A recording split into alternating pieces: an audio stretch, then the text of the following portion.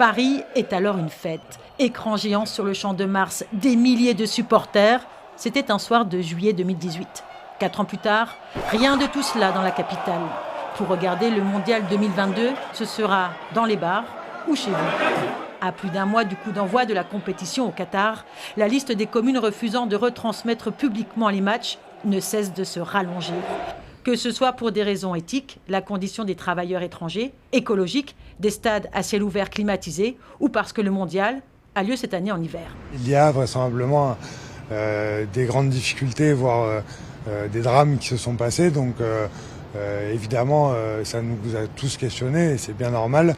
Mais la réponse n'est pas de dire il faut boycotter ou pas boycotter. Vous me demandez si on fait des zones de diffusion, je vous dis qu'on ne les ferait pas. En 2018, ça a coûté près d'1 million d'euros à Paris. Alors une fan zone en hiver, dans le froid et la nuit, le budget aurait sûrement été bien plus élevé. Paris, Lille, Strasbourg, Marseille, Bordeaux. Faut-il parler d'hypocrisie ?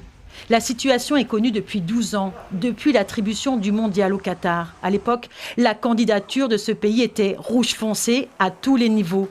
Rien de nouveau donc, sous le soleil.